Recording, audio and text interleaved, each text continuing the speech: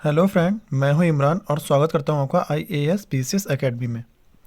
Friends, ये हमारा GS practice set का 70वां पार्ट है। इससे पहले जिसने 16 पार्ट नहीं देखे वो हमारे प्लेलिस्ट में अपडेट है, वो देख लीजिए जाकर। और ये एसएससी के आए हुए सभी प्रीवियस ईयर क्वेश्चन हैं, मिक्स क्वेश्चन है इसमें, ठीक है। तो आप प्लीज़ इसे अटैम्प्ट करिए कॉपी पेन लेकर और बताइए आपका स्कोर कितना रहा। और मैं ये एग्ज़ाम तक कंटिन्यू कराऊंगा, ये शाम को डेली आएगी वीडियो, ठीक है। आप ज़रूर देखिए इसे और सपोर्ट करिए मेरे। चलिए देखते हैं, फिर शुरू करते हैं। पहला क्वेश्चन हमारा क्या है? पहला क्वेश्चन हमारा है which among the following is action at A distance force. मतलब निम्नलिखित में से कौन सा दूरी प्रक्रिया बल है। अब ये हिंदी थोड़ी अटपटी सी है, ये मतलब ट्रांसलेट की गई तो ये सही नहीं है। यहाँ देखिए action at A distance force, इसका मतलब क्या होता है? पहले आप ऑप्शन देखिए। फ्रिक्शन है, तनाव है, यानी कि टेंशन है, और ग्रेविटेशन है, और पुल है। अब आप इनमें से आप लगा लीजिए, आपको जो लगाना हो, फिर मैं बताता हूँ। कुछ सेकंड देता हूँ आपको, 2-3। ठीक है, तो मैं बताता हूँ ये क्या होता है। देखिए, ये ऐसा फोर्स होता है, ये मैं action at A distance force वो फोर्स होता है जैसे कि जो जिससे कोई बॉडी टच ना हो, जैसे कि फिजिकल कांटेक्ट में ना हो, दूर से ही फोर्स लग जाए। ऐसा कौन सा फोर्स होगा हमारा जो मतलब जिससे बॉडी जो टच भी ना हो, फिजिकल कांटेक्ट ना हो और फोर्स भी लग जाए? तो ऐसा एक ही बल होता है हमारा। कौन सा बल होता है? वो हमारा होता है ग्रेविटेशनल फोर्स। इसमें बॉडी टच ना हो किसी से, कोई तो ज़रूरत नहीं, क्योंकि ये हमें ऐसी विदाउट कांटेक्ट भी ये फोर्स लगता है। जैसे हम ऊपर उड़ेंगे, नीचे और गिर पड़ेंगे। तो यही वाला है। तो ये थोड़ा मतलब लैंग्वेज आप देखिए थोड़ी टफ टाइप की आ जाती है, लेकिन क्वेश्चन ईजी होता है। नेक्स्ट देखते हैं। नेक्स्ट हमारा क्वेश्चन है निम्न में से कौन सी राशि सदिश नहीं है? कौन सी? इनमें से कौन सी जो है वेक्टर क्वांटिटी नहीं है? तो आप देख लीजिए, आपके सामने ऑप्शन है। एक कार है, एक वेग है, एक त्वरण और एक बल है। आप मैं कुछ टाइम दे रहा हूँ, आप लगा के देख लीजिए, फिर मैं बताता हूँ। तो इसका आंसर क्या होगा? इसका आंसर हो जाएगा वर्क। वर्क जो है वेक्टर क्वांटिटी नहीं है, यानी कि सदिश राशि नहीं है। क्यों नहीं सदिश राशि है? क्योंकि वर्क के लिए हमें मैग्नीट्यूड्स एंड डायरेक्शन दोनों नहीं चाहिए होते हैं, जबकि इसके लिए हमें जो सदिश राशि होती है वेक्टर क्वांटिटी, इसके लिए हमेशा मैग्नीट्यूड और डायरेक्शन दोनों चाहिए होते हैं। तो बस यही इसीलिए हमारा ये ऑप्शन है, ठीक है। नेक्स्ट देखते हैं। नेक्स्ट हमारा क्वेश्चन है निम्न में से कौन सी ऊर्जा समुद्र से नहीं मिलती है?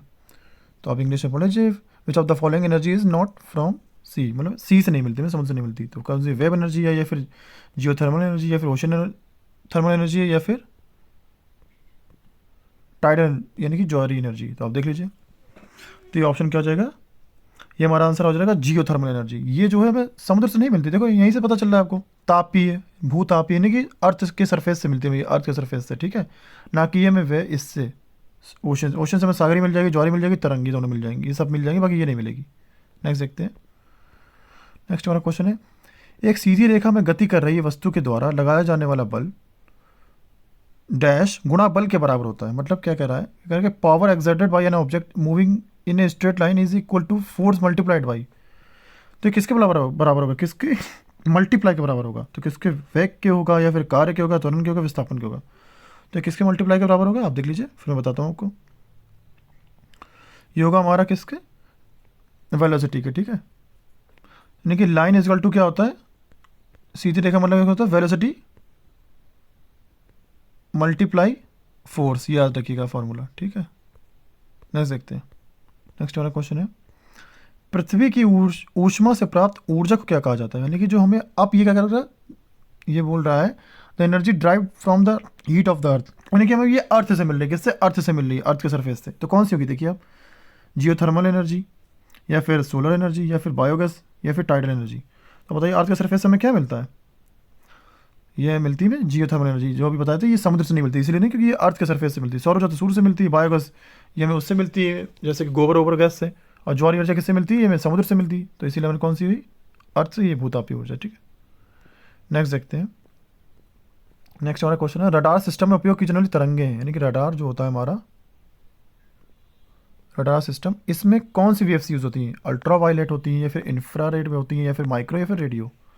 आपके सामने ऑप्शन है, आप देखिए फिर बताइए। मैं इसका आंसर हो जाएगा क्या? रडार में हमेशा कौन सी होती है? माइक्रोवेव्स। माइक्रोवेव्स हमेशा यूज़ होती है रडार में, ठीक है। नेक्स्ट देखते हैं। नेक्स्ट हमारा क्वेश्चन है निम्न में से कौन सी ध्वनि तरंगों की एक विशेषता नहीं है? मतलब इनमें से कौन सी एक कैरेक्टरिस्टिक नहीं, किसका? साउंड वेव्स का। तो आपके सामने ऑप्शन है वेलोसिटी है, और नेचर है, वेवलेंथ, और एम्पलीट्यूड है। कौन देख लिया आप? एम्पलीट्यूड है, कौन सा देख लीजिए। तो इनमें से क्या नहीं होगा? इनमें से क्या नहीं होगा? नेचर, ये इसकी कोई मतलब करेक्टरिस्टिक नहीं, कोई भी लक्षण नहीं है। वेग भी होती है, तरंगदारी भी होती है, आयाम भी होती है, और क्या होता है, और स्पीड भी होती है। स्पीड भी इसका एक होता है, अगर ये भी हो सकता है ऑप्शन में। और कौन होता है, और टाइम पीरियड भी होता है, ठीक है। लेकिन बस क्या नहीं होता, नेचर नहीं होता, टाइम पीरियड भी होता है, ठीक है। नेक्स्ट, चमगादड़ अंधेरी रात में उड़ते तथा शिकार ढूंढते हैं। वे किस प्रकार की ध्वनि तरंगों को उत्पन्न करके तथा उनके परिवर्तन का पता लगाकर ऐसा कर पाते हैं? ये आपका इंग्लिश में क्वेश्चन है, पढ़ लीजिए आप। तो ये मैंने बताया भी था आपको, चमगादड़ कौन सी हमारे हमारे वेव्स निकालते हैं, कौन सा साउंड निकालते हैं?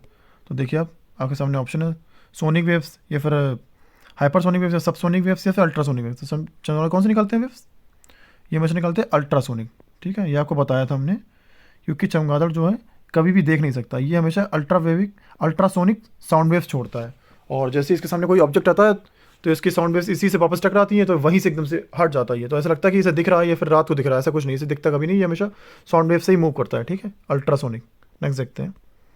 नेक्स्ट हमारा क्वेश्चन है, तरंगों में दृश्य प्रकाश तरंगे, एक्स किरणें, गामा किरणें, रेडियो तरंगे, सूक्ष्म तरंगे, पराबंगनी तथा अवरक्त तरंगे। ये आपके सामने इंग्लिश में क्वेश्चन है। ये मतलब किन तरंगों में ये सब आती हैं? तो कौन सी तरंगे होती है?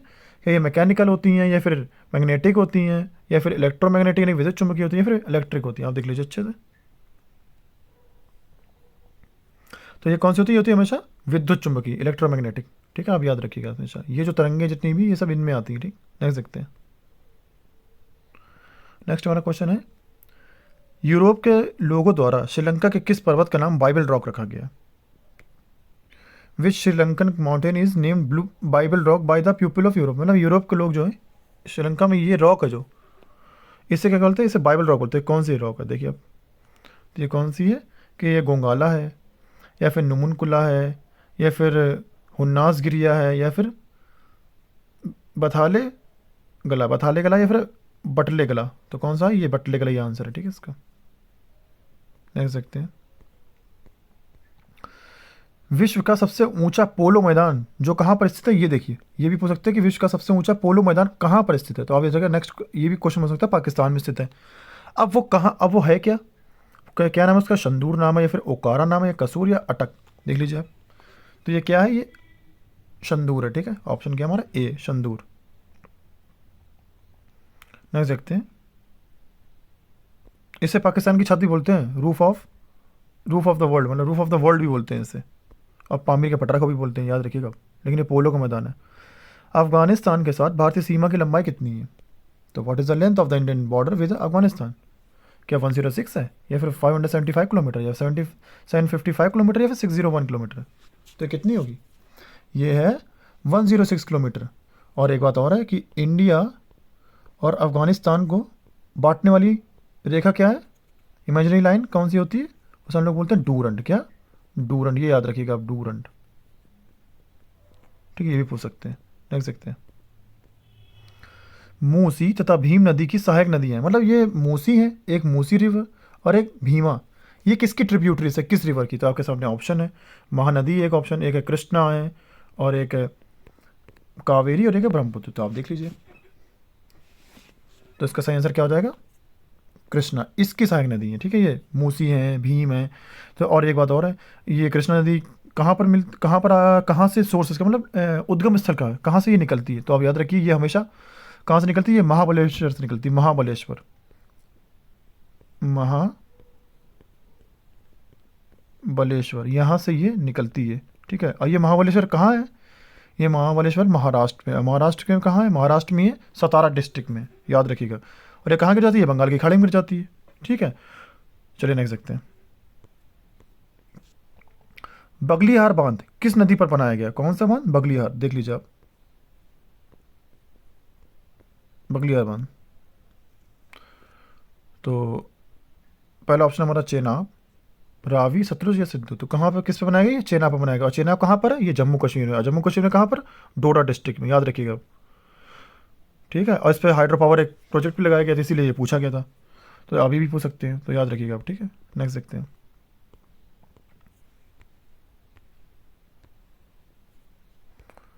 निम्न में से, यानी कि निम्नलिखित में से किस नृत्य रूप को लद्दाख के शाही नृत्य रूप के रूप में भी जाना जाता है, यानी कि which of the following dance forms is also known as the royal dance of Ladakh? तो कौन सा है?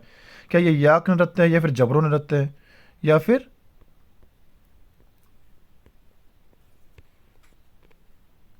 शेंडोल डांस है, या फिर कोशन डांस है? कौन सा ये?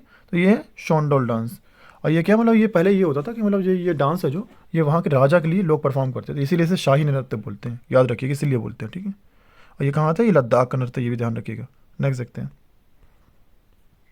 नेक्स्ट हमारा क्वेश्चन है, who was the India's first chief of defence system? यानी कि फिर से सीडीएस पूछेगा, ये हमारा कल भी क्वेश्चन आया था, और ये इंपॉर्टेंट भी है क्योंकि इस साल ये शहीद हो चुके हैं, तो इसलिए हो सकता है फिर से ये क्वेश्चन पूछा था। तो ये कौन थे हमारे? आपके सामने ऑप्शन है, तो ये कौन थे हमारे? जनरल बिपिन रावत जी, ठीक है। नेक्स्ट,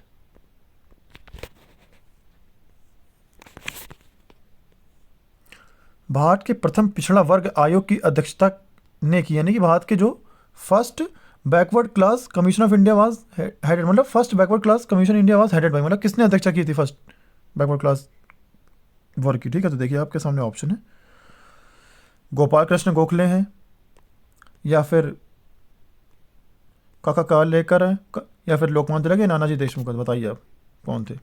आप देख लीजिए अच्छे से, आपने गैस कर लिया होगा ये कौन थे। ये थे हमारे काका कालेकर, ठीक है। और ये कब थे? ये थे 1953 में। ये डेट भी याद रखिए, ये कुछ भी पूछ सकते हैं, डेट भी पूछ सकते हैं, ठीक है। नेक्स्ट देखते हैं। नेक्स्ट हमारा क्वेश्चन है, निम्न में से कौन सा मेघालय का नृत्य है? अच्छा, इनमें से एक नृत्य है जो है, यानी कि डांस फॉर्म है, वो कहाँ की? मेघालय की है। तो आपको बतानी है कौन सी है। तो इसके लिए आपको देखो, पहले आपने मेरा वीडियो पढ़ा है स्टैटिक जी का, इसमें चेराव कहाँ का? चेराव तो मिजोरम का है, आपको बताया था मैंने, मिजोरम का, ठीक है। और दलखाई, दलखाई कहाँ का है? दलखाई कहाँ का है? दलखाई कहाँ का है? ये उड़ीसा का, याद रखिएगा, उड़ीसा, ठीक है। और रंगमा, रंगमा कहाँ का है? ये रंगमा नागालैंड में बेसिकली होता है। कहाँ पर? नागालैंड में, जो मैं बता रहा हूँ आप इसे नोट कर लीजिए या फिर स्क्रीनशॉट ले लीजिए, ठीक। तो एक कौन ऑप्शन बचा हमारा? हमारा ऑप्शन बचा लाहो। लाहो कहाँ होता है? यही होता है मेघालय का, ठीक है। नेक्स्ट देखते हैं। नेक्स्ट हमारा क्वेश्चन है, पहला पृथ्वी सम्मेलन कहाँ हुआ था? फर्स्ट अर्थ समिट हेल्ड कहाँ पर हुई थी? पहला पृथ्वी सम्मेलन देख लीजिए, आपके सामने क्वेश्चन है। ऑप्शन है पहला New York, Johannesburg, Rio de Janeiro, या फिर स्टॉकहोम? तो कहाँ हुआ था ये पहला हुआ था हमारा रियो डे जेनेरियो में। और ये कहाँ पर पड़ता है? ये ब्राज़ील में पड़ता है। और ये कब हुआ था? फर्स्ट अर्थ समिट, ये भी पूछ सकते कब हुई थी? 1992 में, ठीक है। ठीक, नेक्स्ट देखते हैं। आर्ची नामक पहले सर्च इंजन का संस्थापक कौन था? तो यानी कि सर्च इंजन पूछ रहा, सर्च इंजन आर्ची, कौन सा? आर्ची, तो इसके फाउंडर पूछे गए। तो आपके सामने ऑप्शन है कि ये डेविड फ्लो है, या फिर एलन एम डागे, या फिर मैथ्यू ग्रे, या फिर मार्जिन कोस्डर। आप देख लीजिए आराम से, ये कौन है? ये है एलन एम डागे, ठीक है। नेक्स्ट देखते हैं। नेक्स्ट हमारा क्वेश्चन है, 1564 में गढ़ कौन सा था? गढ़ है कटंगा की रक्षा करते हुए मुगल सेनाओं से लड़ते हुए किस रानी की मृत्यु हो गई? तो ये आपके सामने इंग्लिश में, which queen died fighting Mughal armies while defeating Garha Katanga in 1564? तो ये 1564 में हो, तो ये भी याद रखिएगा। तो ये कौन रानी थी? देखिए आपने सुना होगा, क्या ये रानी अवंतीबाई थी, या फिर रानी रुद्रम्बरा, या फिर रानी दुर्गावती, या फिर रानी अहिल्याबाई? तो ये कौन थी? कौन मुगल से लड़ते हुए शहीद हो गई थी, वीरगति प्राप्त हो गई थी? रानी दुर्गावती जी, ठीक है। और कब? 1564 में, ठीक है। आप अच्छे से याद रखिएगा। नहीं सकते।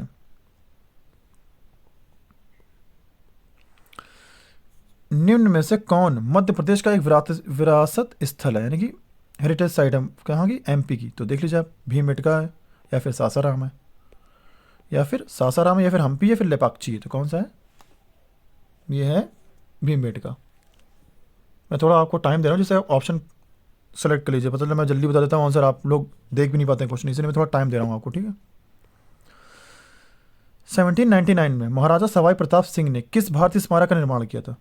तो ये इंग्लिश में लिखा हुआ, आप देख लीजिए। 1799 में महाराजा कहाँ के? सवाई प्रताप सिंह। ये कहाँ के थे? जयपुर के थे, ठीक है। तो उन्होंने हवा महल बनवाया, या फिर लेह पैलेस बनवाया, या फिर मत्तनचेरी पैलेस, या फिर मैसूर पैलेस?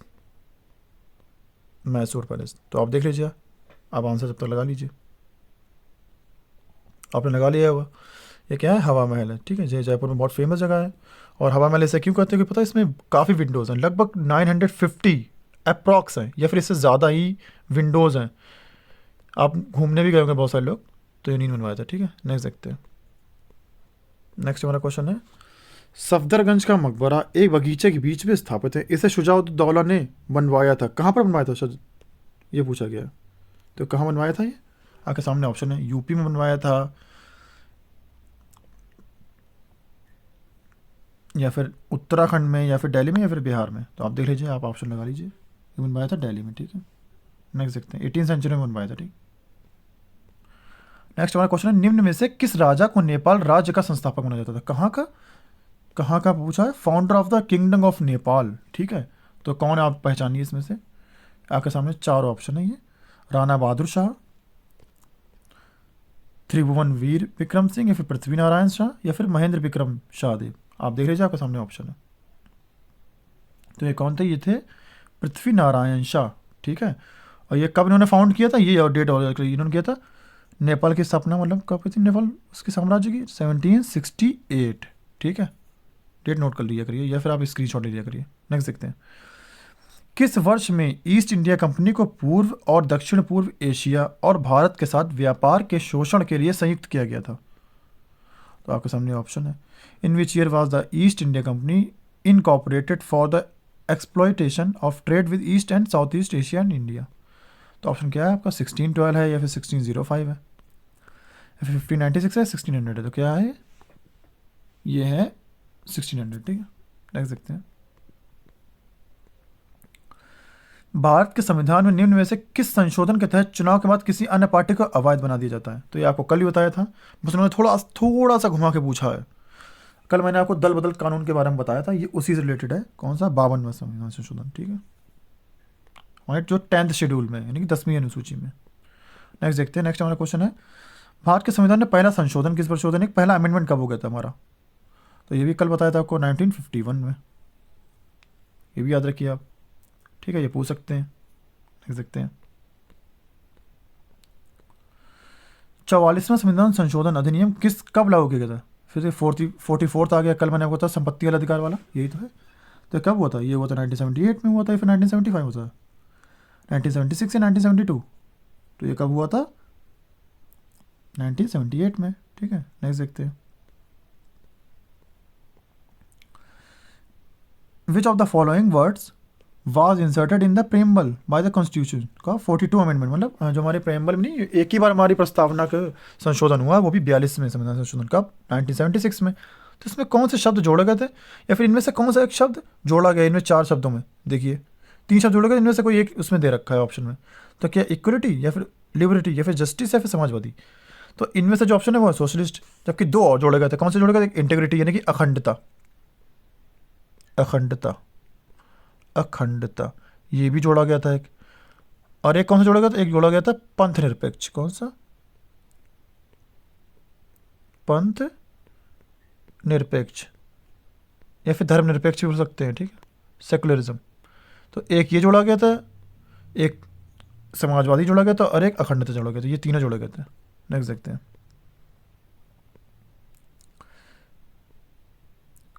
क्वेश्चन आप इंग्लिश में पढ़ लीजिए।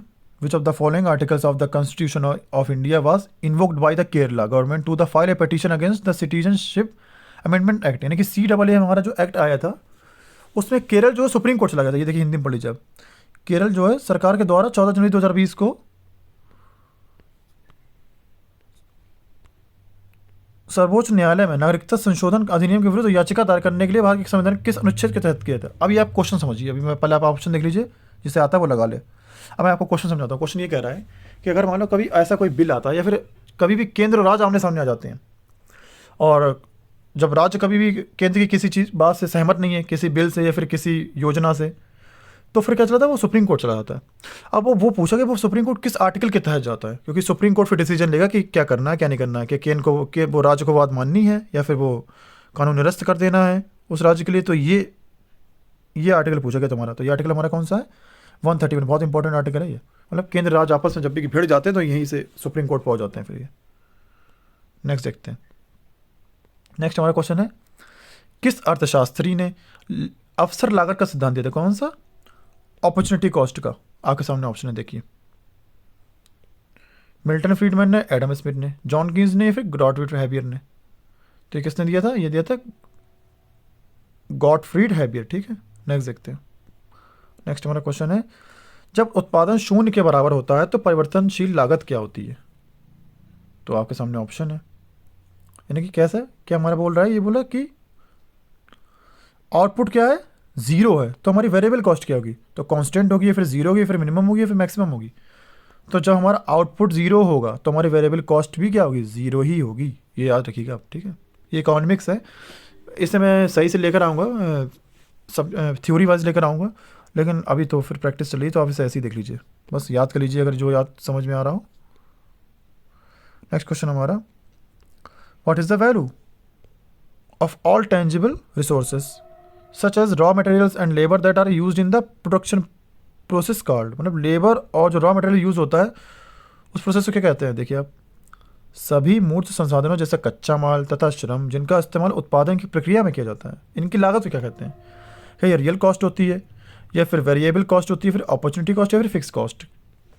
तो आप देख लीजिए, लगा लीजिए आंसर। तो इसका आंसर क्या होगा? इसका आंसर होगा रियल कॉस्ट। यानी कि जैसे कच्चा माल, श्रम, ये सब किस में आते हैं? इनकी लागत को क्या कहते हैं? इनकी रियल कॉस्ट बोलते हैं, ठीक है। नेक्स्ट हमारा क्वेश्चन है, एंड लास्ट, वह बाजार स्थल जहां अंतिम वस्तुएं तथा सेवाएं बेची जाती हैं, ठीक है, कहलाता है। तो एक बार इंग्लिश में देख लीजिए, जैसे देखना हो, a market place in which a final goods or service is bought and sold. मतलब जो वह बाजार जहाँ पर अंतिम वस्तुएं से सेवाएं बेची जाती हैं, यानी वस्तुओं से सेवाएं बेची जाती हैं, उसे क्या कहते हैं? इक्विटी मार्केट कहते हैं, या फिर फैक्टर मार्केट कहते हैं, या फिर कमोडिटी मार्केट कहते हैं, या प्रोडक्ट मार्केट। तो जहाँ वस्तुएं बेची जाती हैं और बिल्कुल अंतिम वस्तुएं, वो क्या कहता है? उत्पाद बाजार, यानी प्रोडक्ट मार्केट कहते हैं, ठीक है।